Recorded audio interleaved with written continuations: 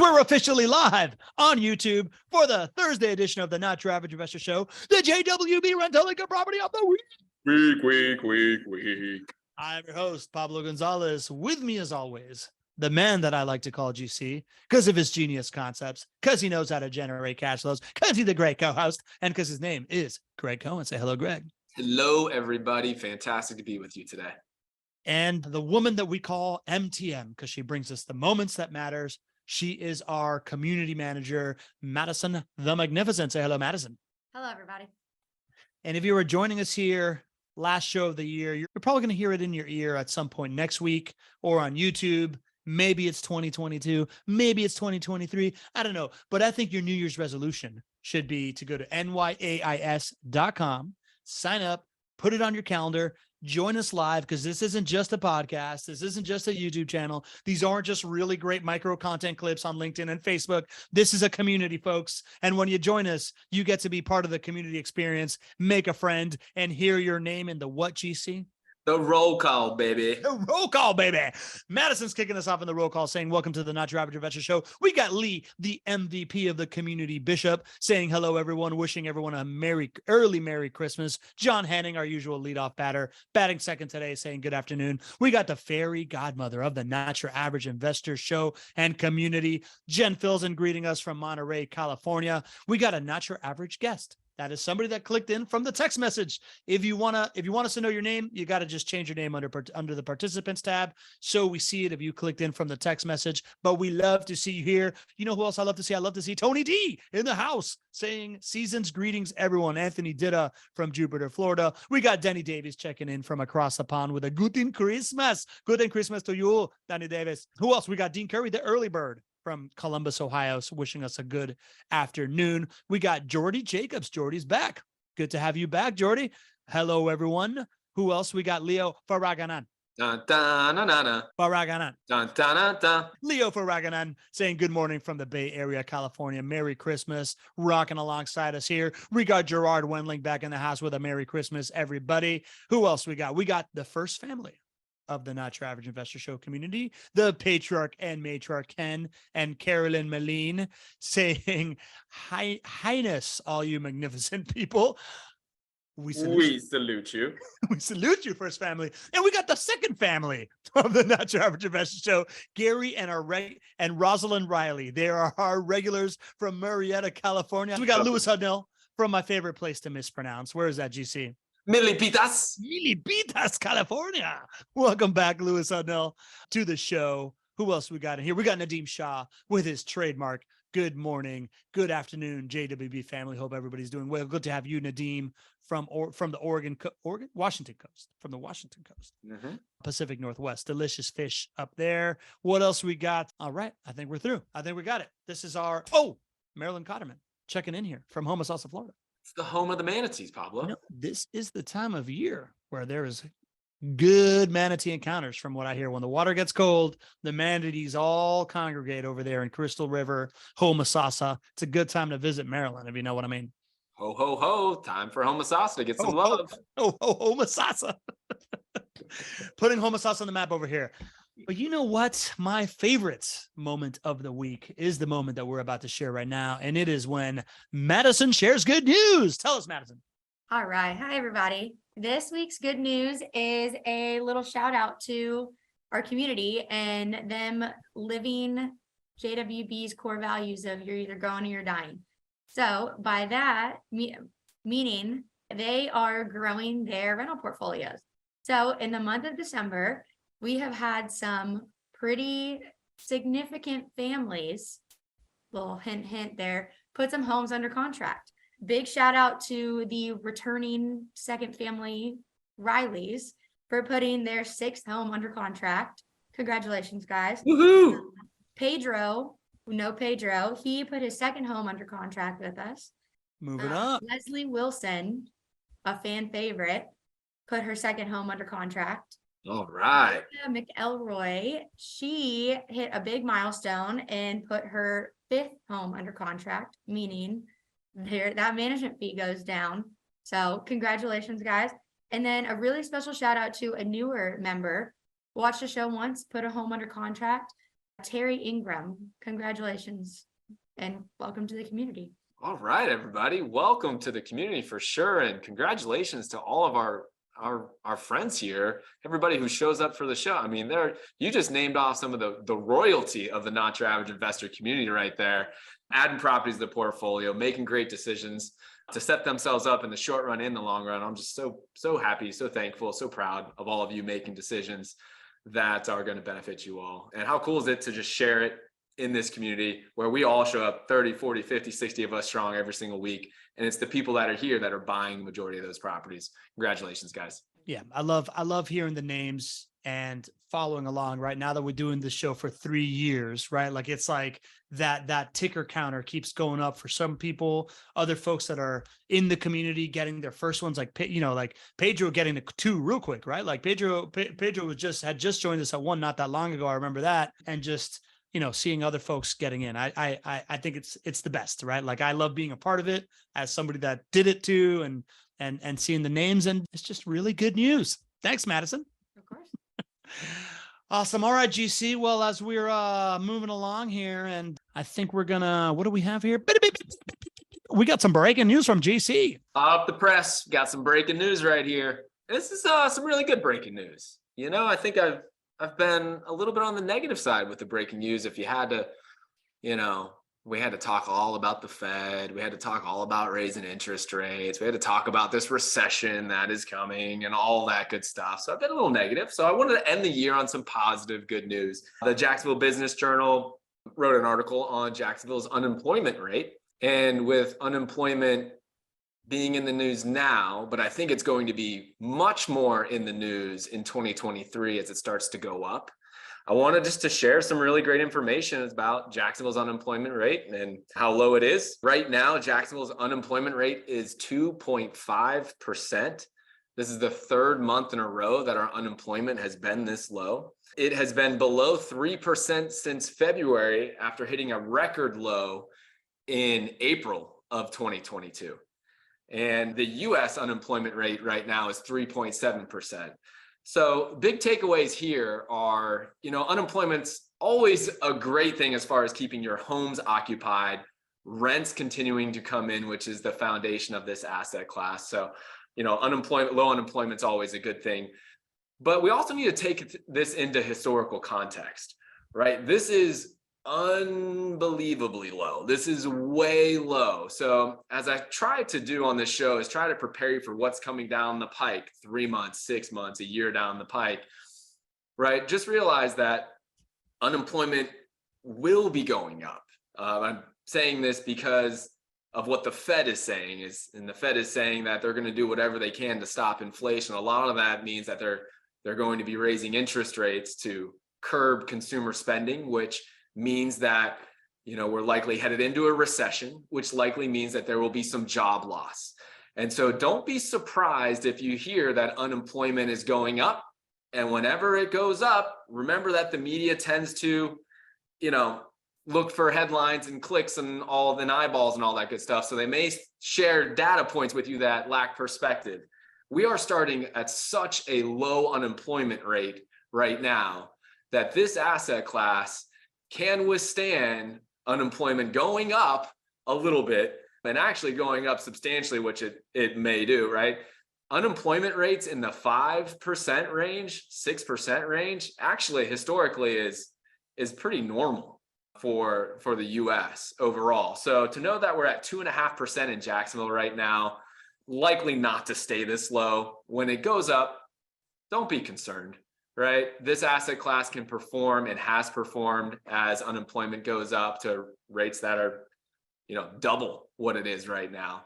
So just wanted to celebrate how low it is right now and then prepare you that it's going to go up, and it's okay if it goes up a little bit or a lot. GC, we got some good feedback here in the chat that they love when you give us context on the numbers. I do too. I think that there's kind of like a couple different levels of numbers that I think we've gotten accustomed to receiving from you. Some are, what do real estate numbers mean? Some are the insider Jacksonville numbers, of which this one is one of those, right? I know we got a lot of data points saying that They like that we bring the Jacksonville perspective to real estate investors. And then some are, which is this also one is I can tell when you've done this now a couple of times, this idea that you know that there's a number out there and you see a change coming in a number and you're able to foresee what the headline is going to be based on what's going to happen in the number and what people like to get wrong in the media and do these kinds of things. Tell me a little bit more about, I would just like to kick through this number with you a little bit, right? It sounds to me right now that the unemployment in Jacksonville is low and it's lower than the national average. And I can't help but, go to this idea of like how we talk about Jacksonville as a market having certain advantages, right? Like can you tell me a little bit about, should I be reading into the idea that like, just like in real estate, certain numbers are performing in the Jacksonville market versus the national average? Yeah. I mean, listen, we have so many, let's call it natural assets that put us in a place to have lower unemployment than the rest of the country. So many business climate aspects from tax perspective that lend the state of Florida to receiving great businesses coming here and setting up headquarters. And so Jacksonville benefits from all that. We don't have state income tax. We have a place where it is a lower cost of living. So employers like to come here to have their employees have a lower cost of living. In essence, employers can pay their employees less here in Jacksonville than they would in, let's say, in the Northeast, and still have the take-home pay and the ability for their employees to be able to live, be on par or higher than other parts of the country. So employers love business-friendly, tax-friendly states with low cost of living. We have the beach here in Jacksonville. We have a river that goes through downtown. We have great weather. Like all of these things make it very appealing for businesses to move here. Jacksonville benefits from all of those things. And that's, some of the things that help us attract 4 Fortune 500 companies here that are headquartered in Jacksonville. And then population growth, it helps our population growth. And it's not just the type of population that's coming in from the employers that are coming here and from people just deciding to move here and finding jobs that are here. It's the type of jobs that people are finding here. Jacksonville, healthcare, logistics, fintech is something that we've talked a lot about, right? These types of jobs are wonderful for your residents to have from an income perspective. You're talking $50,000, $60,000, $100,000 a year jobs that we have here in Jacksonville now, and we are really starting to attract even bigger and better companies coming here with bigger and better salaries. So yeah, I think we're positioned really well because we're in the state of Florida, and I think we're positioned even within the state of Florida really, really well. And that's one of the reasons that you see our population growth being as high as it is. Just to give you the stat, we were the 5th fastest growing population prior to the pandemic, and we're waiting for the numbers to come out sort of post-pandemic here. But if we were the 5th fastest growing population, that's the 5th fastest growing MSA in the country prior to the pandemic, a lot of people moved to Jacksonville during the pandemic. So I would expect us to be there or even better. Yeah, man. And I really, to your point, I really do think that these like sectors matter, right? Like, and I think one of the reasons why I love talking about it so much is because I've lived in other places in Florida. I've been part of economic development in Miami. And I know that, these industries, I know that Orlando and Miami are heavily, heavily, heavily driven by hospitality. And they're also very heavily driven by just construction, straight up construction.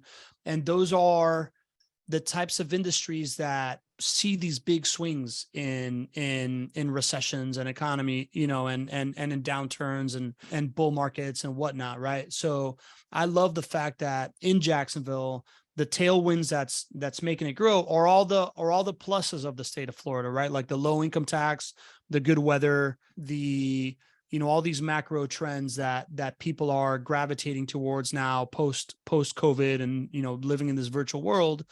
But it's in these jobs that are driven by other tailwinds, right? Like logistics is a very kind of like a stabilized environment to grow. It has the macro trends of like e-commerce and all these other things that are just going to continue to boom, that are aiding this stuff. Healthcare and health sciences, right? As the boomer population ages and all this stuff is happening, healthcare is a sector that is going to stand very, very well over the next 10 to 15 years and is going to continue to go. fintech, right? Like giving people better access to their money and enabling them to make transactions quicker are all things that are part of these macro trends that aren't going anywhere. And they're not just these like seasonal variabilities of like hospitality and construction and these other industries that tend to take a bigger beating when people don't have discretionary income, right? Yeah. I mean, one industry you didn't mention there that I didn't mention as far as Jacksonville is tourism. And it's a double-edged sword because listen, I would love for there to be more tourism in Jacksonville, but the reality is most people don't come to Jacksonville. Tourism is not, most people don't come here as a tourist attraction, right? And, the way I look at that is like, wow, look at what we have. Look at what we are doing. We have 4 Fortune 500 companies. We have a population of 1.6 million people. We have these thriving industries, shipping, healthcare, logistics, fintech, all of this. We haven't figured out the tourism piece, whereas you start to look at Orlando, Tampa, Miami, the other major cities in the state of Florida, they have a lot of tourism that we just don't have. Yep. Correct. Love it, man. Even the mayor coming on, the gas tax, right? Like that is almost like a tourism credit, but it's mostly people passing through because we're such a logistics hub, right? So you're able to get the pass-throughs, but it's not driven by whether or not the economy is doing well. It's just kind of like we are just in this strategic location that allows us to take benefit of like people coming through here. Yeah. Hopefully sometime in the future, I won't say that. We won't say that about Jacksonville. We'll figure out the tourism piece, but it's great to be in an economic and a financial place as we are with the city, with the job growth, with the unemployment that we have without having to rely on it is the way to think about it.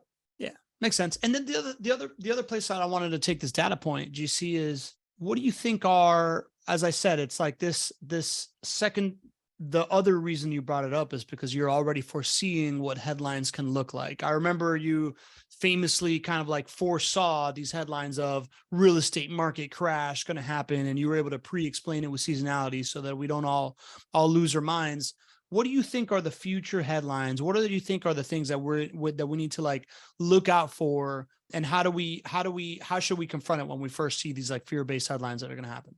Yeah, I think unemployment's going to go up, and I think people are going to say that people can't afford to pay their rent and people can't afford to, pay their mortgage payment. I think this is going to lead to a lot of prognostications of a huge increase in foreclosures and a huge increase in evictions. I think that people will say, well, listen, if unemployment goes up, it goes up to 5%, unemployment just increased 100%.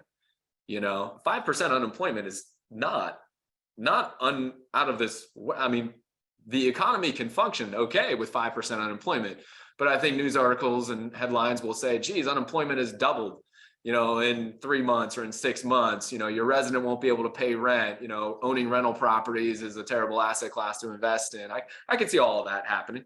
So maybe that's an extreme. I don't think it's going to go up to 5%, but I'm just trying to pace the extreme out there because we have seen percentages or individual data points used that lack perspective, that have, maybe just not told the real picture as far as where people should be putting their money. And I think unemployment will be used as one of those in the future. Yeah. Yeah. When you go through those numbers, I kind of remember it was in the 2014, it was whatever the primary was as Obama was leaving office after his second term. And I remember the conversation was like, unemployment is like right below 5% and it's like super low.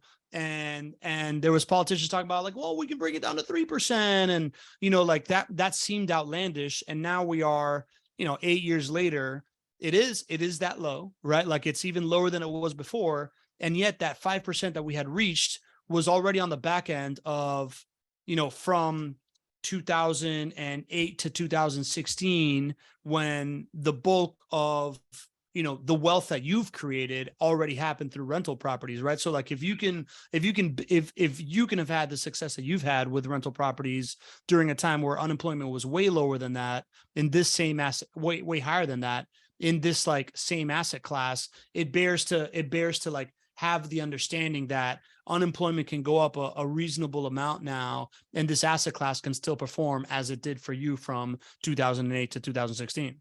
Yeah, you know what? You bring up some really good points. I'm going to go back and look at the unemployment numbers at various points when I was investing.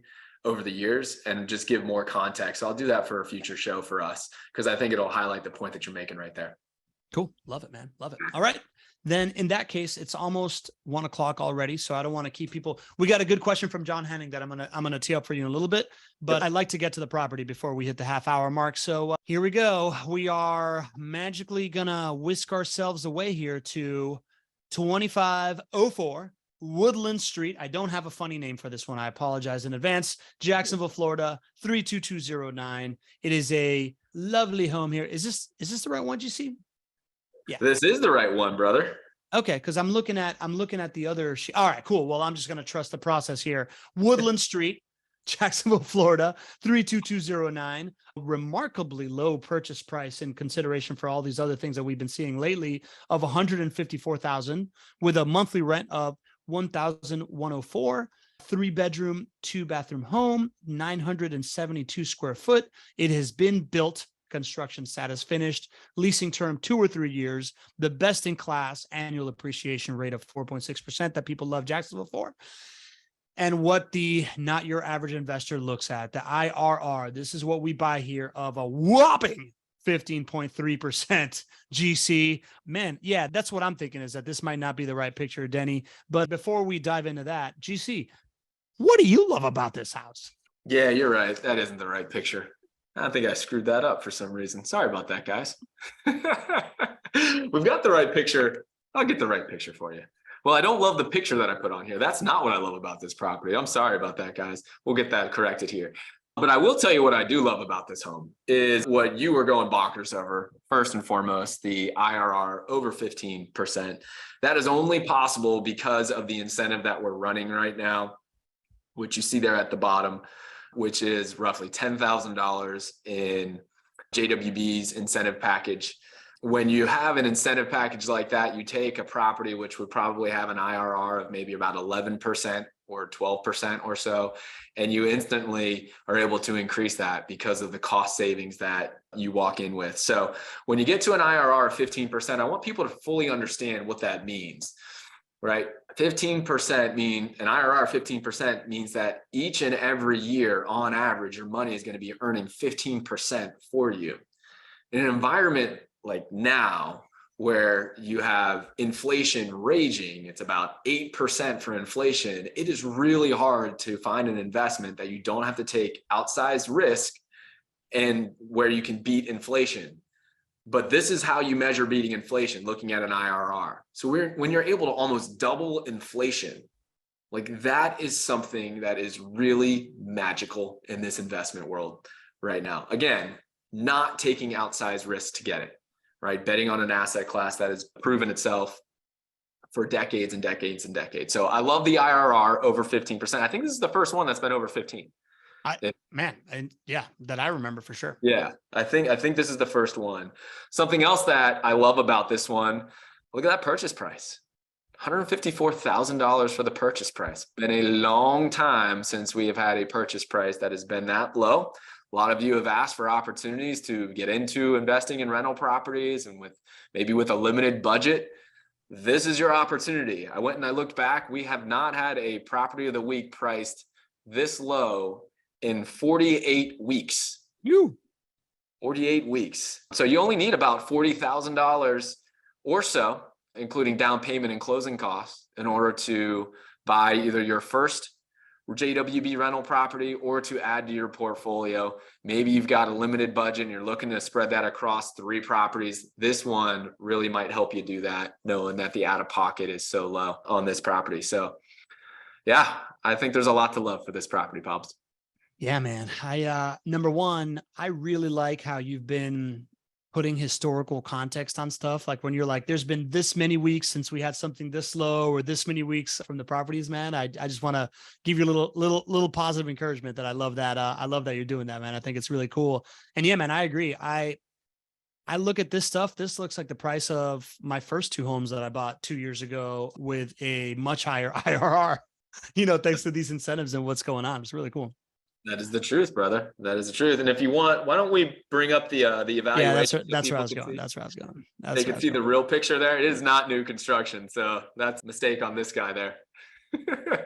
Here we go. Yeah, that's more like it. I was like, man, I didn't it didn't make sense at first, but yeah.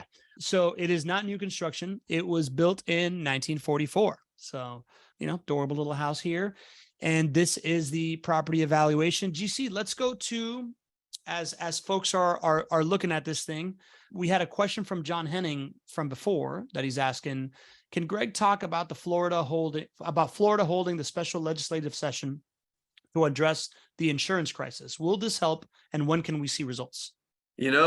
So some of you might have seen my eyes down as Pablo was talking, because I have a really great text message coming from Whitney Ritchie giving me the details on all of this. And I wanted to share what she was saying, because I know enough to be dangerous, but I wanted to go there. Listen, why don't we push that question towards the end? I'm going to find out some specifics about what she texted me, and I'll just try to read what she shared with me. But if you have overall, this is a very big win for all of us as owners of rental properties, those who use property insurance. For those who are unaware, the state of Florida really has had a problem with lawsuits, and what that has done specifically for property insurance. And what that has done, I mean, we get I don't know, you name it, a ton more lawsuits in the state of Florida than anywhere else in any other state. This has caused insurance carriers to go out of business, which has caused rates for all of us who have property insurance to go up. This has been happening for a couple of years now. The state legislature stepped in to solve the problem and close those, I guess, whatever loopholes, whatever was making it easy for people to sue the insurance companies. And so by doing that, it has really brought a foundation to the insurance world again. Whitney, and I'll get more information here as we go along here, but ultimately this is a very good thing. We expect that the loss of carriers to stop or to slow significantly, which is going to bring some stability to the insurance world. And as far as insurance rates going down, doesn't mean that's going to happen immediately. We would hope that would happen over time. The biggest thing is we just need to make sure that insurance carriers stop going out of business because of this. And that was the big win. And then I'll try to share a few more data points with you guys. Awesome, man. Yeah, I've seen Whitney posting this stuff, celebrating a win on social media all over the place. So I'm sure that she's hitting you up, no doubt. GC, we got a couple other questions on this property. First, man, I want to just kind of get out in front of this. It looks like the IRR in the property in this eval is 1.43%, and we had it at like 15% on that other slide. Do you know can you shed some light on that? No, I can't, but I'm going to. I'm feverishly in the background here looking at a couple of things. So you know what? It's, we're just going to blame it on Gregg being a little loopy. I think somebody in the chat said Gregg's a little loopy right now. We can blame it on that, and we'll clean this thing up. We'll get the right exact numbers for you by the end of the show here. Don't you worry. It's somewhere around 14 to 15% IRR. We've done somewhere around 100 properties of the week. This is the first time that you make a couple errors. I know you've been sick all week, man. We'll give you a pass this time. But let's talk about this property itself, though. Not Your Average Guest asks, is this a rehab? Yeah, this is definitely a rehab here, right? This is definitely a rehab. Yep. And there was another one here about the rehab itself. Oh, is this rented already, GC? Do you know? Or is this thing looking for somebody to live? This is not rented. This just hit the rental market, so it's currently available. Okay, there you go. And then Denny is asking, right back to the property of the week, does this home have a new roof? What kind of rehab went into this gem? Do you know anything about kind of what the renovation was here, GC? I don't usually prepare all of that for the property of the week, but we have all that information. I think it was Denny that asked that question, right? Correct. Yeah, Denny, just reach out to your portfolio manager. We'll get all that information for you as well. GC, I think it's a good opportunity, though, right? Not to waste. If there's anybody new here and they don't realize that there's always like a standard kind of like treatment that rehab gets, you want to talk about what the level of construction that you deliver this thing on is for all rehabs? Absolutely. So the biggest pain points for you as a rental property owner, quickly after you close, the quickest pain points will become maintenance cost and vacancy cost. It's like one of the things you don't think about a lot when you're going through the evaluation, the property evaluation, the property under contract part. You got a lot of things to decide upon. When you're an owner of rental properties for 1 year, 3 years, 5 years, 17 years like me, it is all about making sure that you are limiting maintenance and limiting vacancy cost. And One of the best ways to do that is to work with a provider who does a very thorough renovation up to what we call our JWB standards. And the JWB standards mean that there is no deferred maintenance. Deferred maintenance would be like, there are some investors, if they're investing for themselves, hopefully they don't do this if they are doing turnkey properties for others, but some investors will buy a property and they'll say, listen, the AC is still working. It's probably going to go out in a year or two, but I'm not going to fix it day one. I'll just wait until it breaks and then I'll fix it. That would be an example of deferred maintenance. Or a roof. You could have deferred maintenance on a roof, meaning like, listen, the roof is still fine. There's no water coming through, but it's looking like we'll probably need to replace the roof in 2 years or 3 years. That would be called deferred maintenance. And, if you're investing for yourself, you can make up your own mind. For JWB, we're not investing for ourselves in this case, right? We are building this as an asset that is going to perform for you for the long haul. So our standard is no deferred maintenance. And the major mechanicals are the biggest pain points for you as far as costs. So we make sure that they are up to our JWB standard. Specifically for a roof, there needs to be at least 10 years of life left on the roof. So that's a standard there. There's standards all the way across the board, but your major mechanicals are your roof, your plumbing, your electrical, your HVAC, your heating and air, basically. And so in addition to that, we definitely focus on those things, hitting the standard. The rest of the home is basically renovated to a place where we don't see any deferred maintenance, and we're gonna renovate this home to a standard where somebody's going to occupy it for many years, and we want it to withstand a beating, because we're going to have families that are living in your home for an average of 4.5 years. And if we can build it so that knowing that a family is going to be living there for a long time and that you can still walk away with a lower cost on the property turn side, that's how we decrease your overall long-term maintenance and vacancy costs. So yeah, that's just kind of the general overview. The JWB standard means no deferred maintenance, and making sure that this is a house that can withstand a family living in there for 4.5 years, living and with general wear and tear, and you walking out with a relatively low cost to put it back into great rental shape when it turns over. I feel like I'm not doing my job correctly if I don't mention the data flywheel every chance I get, GC. So the way that I understand it is that you all have, done this thing about 2,000 times, right? Like rehabbing homes 2,000 times, so that you have added kind of like all the different data points of what moves the needle for lowering wear and tear and maintenance and long-term, and done those calculations. Is how you approach renovations data driven as well, like the rest of the stuff that y'all do? 100%. So, and this is a good time to look at it. If you look at that evaluation that you're seeing on the screen right now, so for your maintenance and your vacancy rate, you're going to see 4% for vacancy, 7.5% for maintenance. If you want to zoom in there to those property assumptions, Pops. I will. Yeah.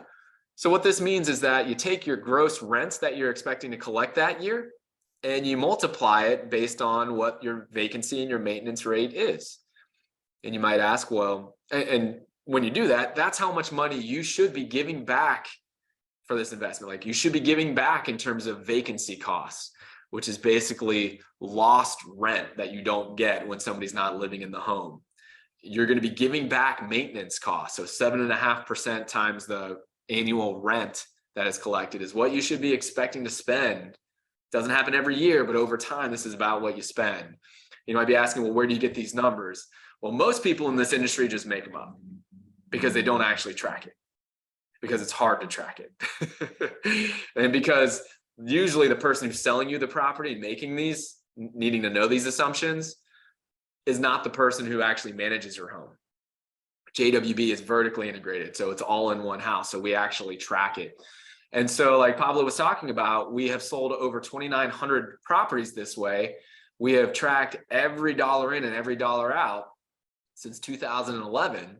And so we're able to see not just what did we say maintenance cost was going to be, what does it actually turn out to be on a percentage basis? And this is what it comes out to, the 7.5%. So that's how we're confident that when you buy this property over time, this is what your maintenance cost will be. And that's how we're able to give projections for your return on investment, which is either 14 or 15% here.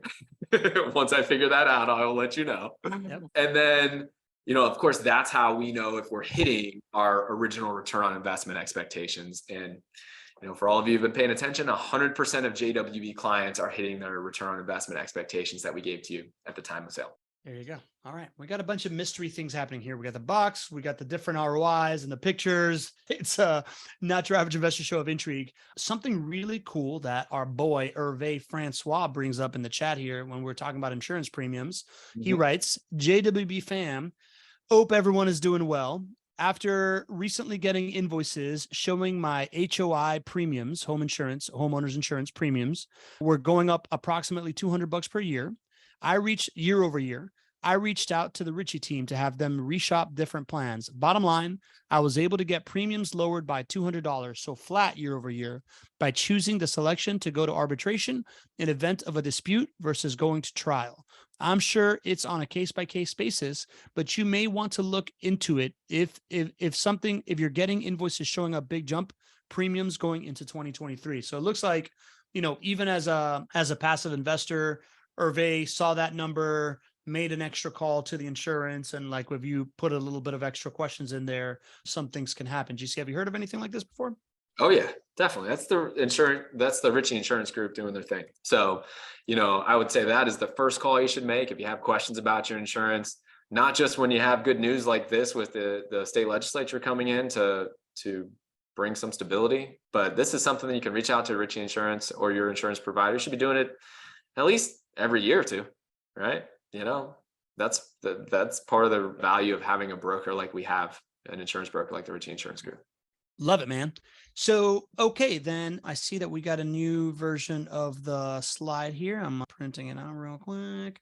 GC, we got another question here from Mike Foster. His question is, you may have already addressed this, but if someone buys, say, 3 JWB properties before January 31st, would the buyer incentive package apply to all 3? Yes, absolutely. How's that for a short answer? Well, I was hoping that you would take a little longer so I could get this red thing here. So the buyer incentive package, you really haven't touched on it today very much. You want to just kind of describe it a little bit?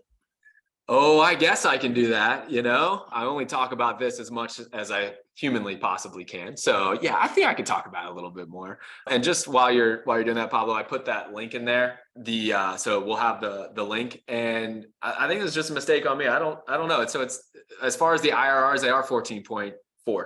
So mistake for this guy. So 14.4 are the IRRs on this one. Just sent you the link, Pablo, in the chat. So if you want to bring that up, we can show that as well. Okay. But it has the right picture on there. So listen, I'm like 1 for 2 right now.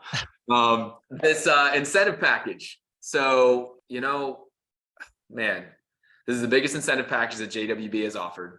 It's almost $10,000 in incentives that folks are getting. We've been selling more in the last 3 weeks than we had previously. It's definitely resonating with our clients, and Madison shared some of the clients who are on the call right now that have been taking advantage of it. It is achieving the purpose that I was hoping for all of you, which is giving you a great opportunity to make a wise investment, especially considering what the other investing options are right now. I'm really scared for the stock market. I'm scared for bond investors going into the recession, because it's hard to see how you're going to win there, but you can win in rental property investing.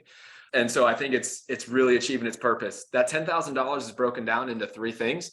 Number 1, we're doing what's called 2% seller concessions. And all that means is you take the purchase price of the home that you would buy, multiply that times 2%.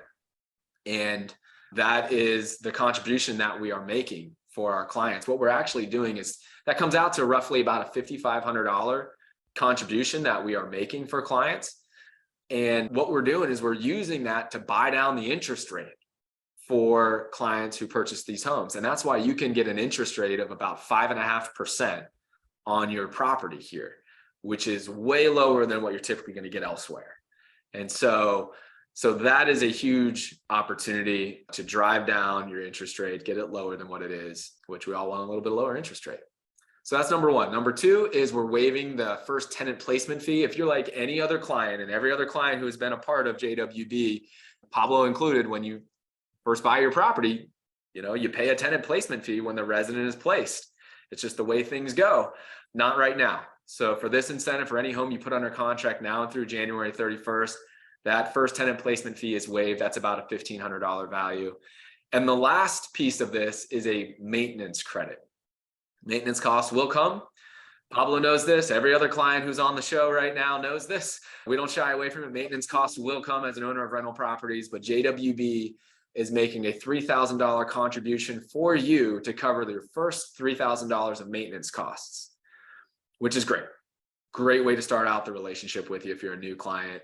Great way to juice your return on investment, no matter if you're newer or an older client. So you wrap all that together, it's about $10,000 in savings. And for those of you who are saying, I'm hearing all the negative headlines on real estate, I don't exactly know what's going to happen 3 months from now, 6 months from now. The goal and the intention for this is for you to say, listen, this is a great opportunity for you to get a significant incentive package, and to answer that question, why you should be doing this right now rather than sitting on the sidelines and waiting. Thank you for that, GC. Good work there. I have the accurate package here. Finally, we got it figured out. As long as I picked oh man, I think I have two that look the same. Here we go. I think we got it. No box. We did it. No box, the right numbers.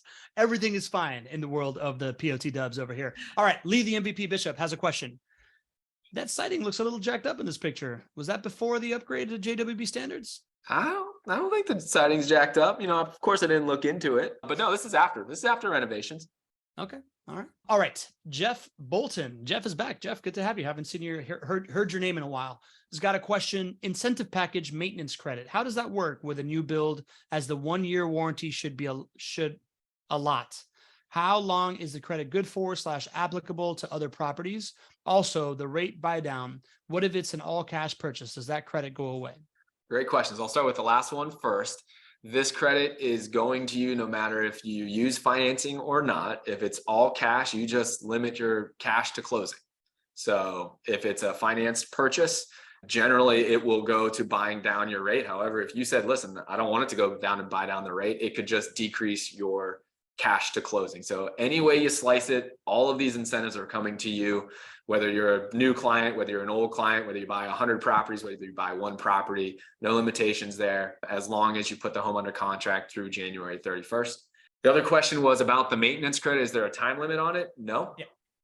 There's no time limit on it. If you never get a maintenance cost, it will be there waiting for you. And through year 2, 3, 5, 10, that's just not real, but there's no time limit on it.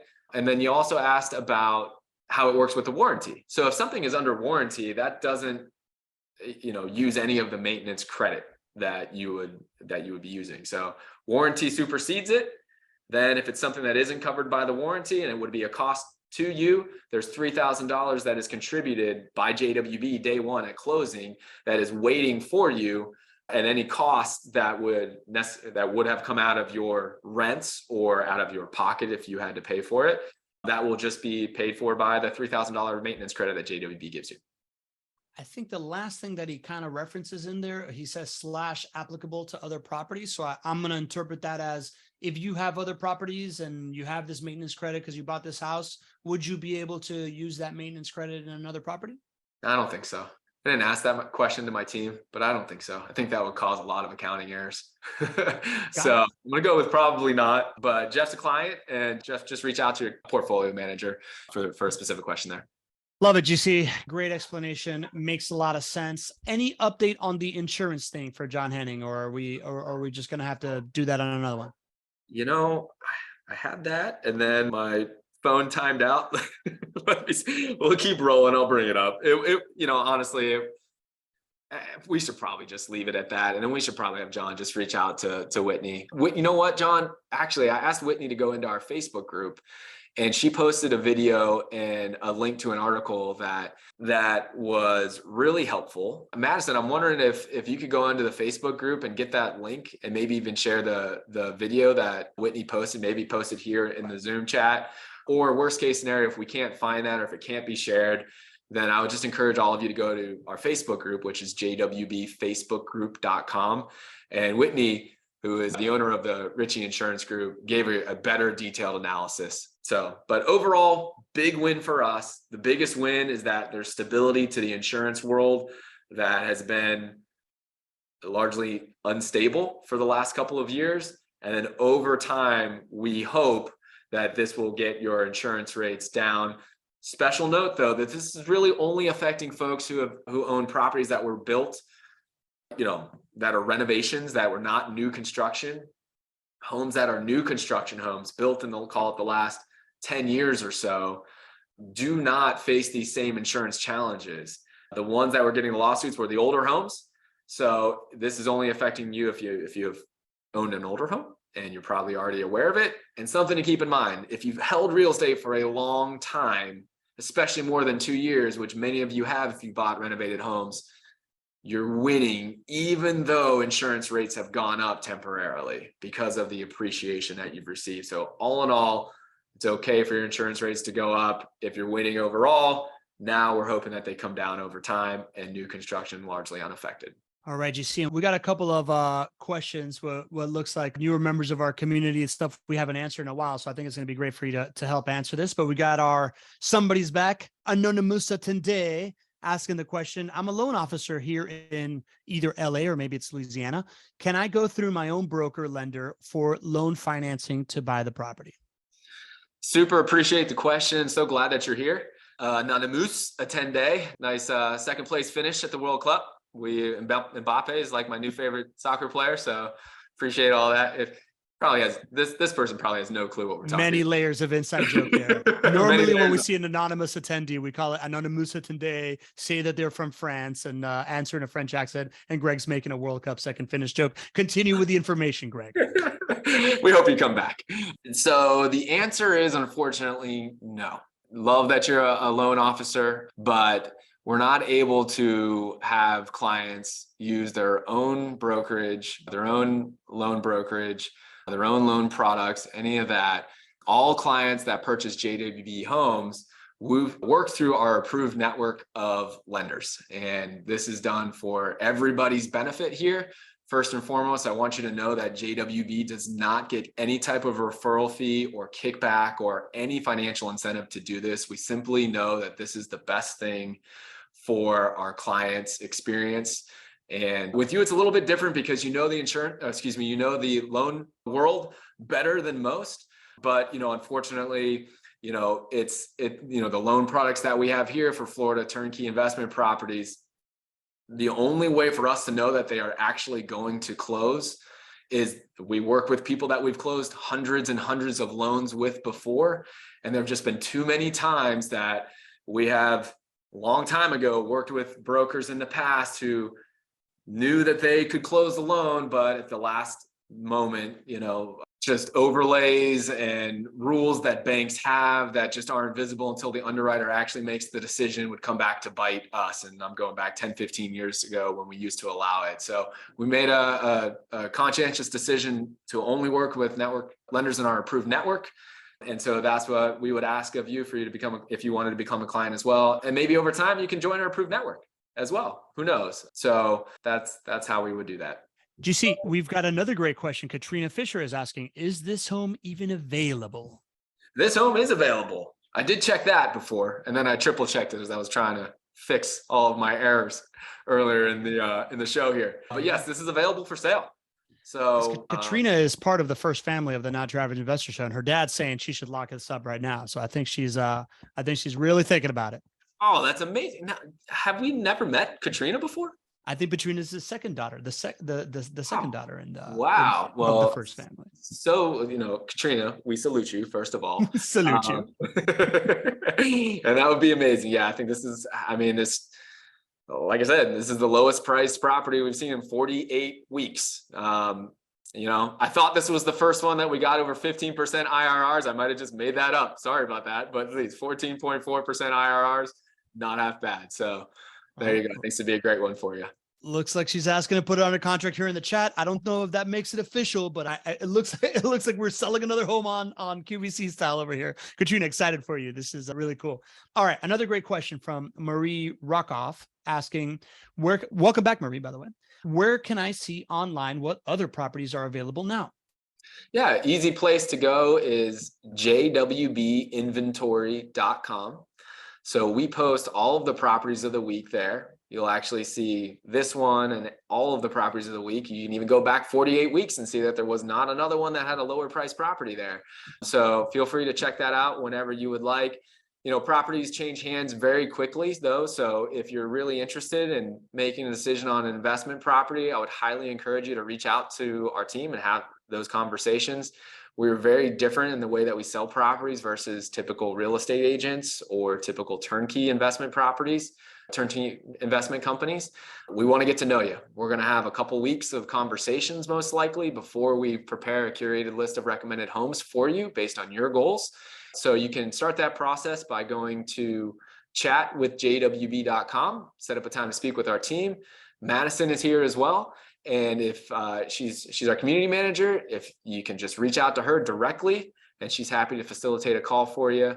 But yeah, those are a few resources for you. Yeah, since we get this question from time to time, JC, I think it's it's interesting to, or at least so Marie doesn't have the wrong impression. She's going to go to the JWB inventory. She's going to see other homes that are very similar to the inventory that you generally carry.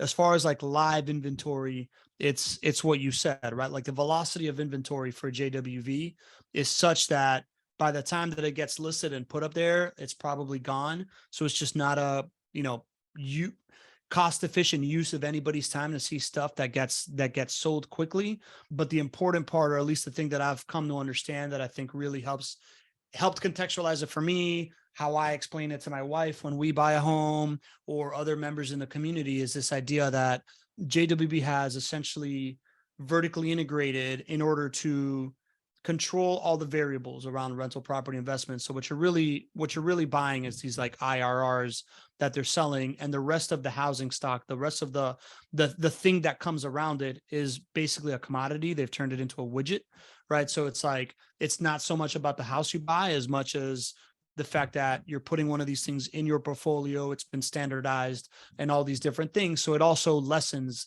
the need to actually look at a house or see the picture of it. It's, can you trust these numbers? And the reason why you can trust these numbers is because they've done it 4,000 times and they have this like data flywheel to prove it. And within a certain time frame of a full market cycle, which is what they preach, it's going to perform that way because they've reached that scale and they've done it so many times. So, before you go kind of like looking at these pictures or whatnot, just kind of like setting those expectations, I think is a good thing. Beautifully said. Our investors make decisions a little bit differently than others. Most people who invest in rental properties spend a whole lot of time on property. Then they may or may not think about the market they're investing in. They don't spend a whole lot of time on the team, right? Our investors focus on the team first. Then they spend time making sure that that team is in the right market for them and the market makes sense. And when you do that, the selection of the property is fun and enjoyable, and actually the easiest part of it. So first part of this, if you're interested, is just schedule that conversation with our team. We'll walk you through why we're in the Jacksonville market and why we're devoted to one market here. And then property selection is pretty fun. All right, JC, last question of the year, my friend, from our boy, Mike Foster here. And he's asking, the tax savings category in the detail tabs of the spreadsheet for JWB properties only appears to include annual depreciation. Is there anywhere in the spreadsheet that also includes tax savings for expenses such as maintenance and repairs, property insurance, management and tenant placement fees, mortgage interest, and property taxes? Great question, Mike. And he is 100% right that you get a lot more tax savings than just depreciation. It is shown in the spreadsheet. It's sort of inferred though. Basically in the spreadsheet, when it's calculating additional tax savings, it's only talking about depreciation. The other tax savings are just write-offs off of the gross rental income. So if you look on the property valuation and you look at the actual, your actual net rental income, it's writing off your property management fees, your insurance costs, your taxes, your repairs, right? Your maintenance costs, things of that nature. And so it's writing it off sort of in the spreadsheet. So it's accounted for correctly. There's not a specific section that says all of your write-offs all in one place. We usually just describe that here and we talk about the things that I just shared with you. The tax write-off that you get that is the most impactful and most different than other asset classes, which I like to highlight, is depreciation, which you just don't get in other assets like the stock market and bonds. So that's that additional tax savings component that we show out and numerically evaluate. The other ones are they just lower your taxable income off of the gross rental income that you would be taxed on. There you go. Last Gregg nerding out about taxes of the year. GC, this is our last live show of our full third year as a show, man.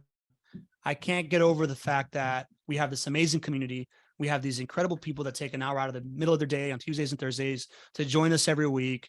These amazing folks that join us new every week. And then those that stick around, those that come every once in a while. I'm like completely overwhelmed with like gratitude that we get to do this stuff. I would not know real estate if it wasn't for this experience and the contextualization of people in the chat and our community that asks these awesome questions and allows me to ask them to you and you hanging out with me and, you know, taking a shot at this thing 3 years ago. I just want to express a deep, deep sense of gratitude for another year of this experience, another year of our community joining us, another year of getting to do this with you, man. And like everything that's done for our friendship and our careers and all this other stuff. So I'm just want to say, you know, thank you to you and to our community from the bottom of our heart, and wish everybody happy holidays, man. And I'm sure you got a similar message. I do, brother. I do. I'm so thankful for this opportunity. I'm thankful for all of you. I don't know if all of you know how much this has meant to me and to Pablo to really kind of start this community without much direction and just kind of like, if you build it, they will come mentality, and to see that you all have come and that you are enjoying yourself and that you continue to show up each and every week. Like, it just matters. I don't, you know, if somebody hasn't actually been on the other side and just kind of like thought that they had a cool idea and was just hoping somebody would actually like enjoy it. Like, when you show up and you enjoy it, it's like the greatest gift. And 40, 50, 60, 70 of you show up every single week and give Pablo and I that gift. You know, I wanted to tell you that this experience of building this show has been really life-changing for me. You know, I've had the opportunity to build our business now. It was 17 years ago. And I think about this show and this community as this own business that we've built together over the last 3 years. And we're all enjoying the benefits together here. And it's something that motivates me. It's something that I love doing. And quite honestly, I never knew much about building a community before this. So you all make this so special. Thank you all for being here, investing in yourselves and making this community as strong as it is. Pablo, thanks for taking a shot on me, man. You know, this was your business too. You had to choose your clients wisely. And, you know, this partnership that you and I have built is one of the most special things that has happened in my business career and my friendships as well. So love you, brother. Love the show. Love the community. Thank you all. And Merry Christmas, Happy Hanukkah, and Happy New Year, everybody. Love it. Love it. All right. Well, if you want to close out 2022 with a bang, start off 2023, you just can't be what, GC? Average. You can't be average. All right. See y'all later.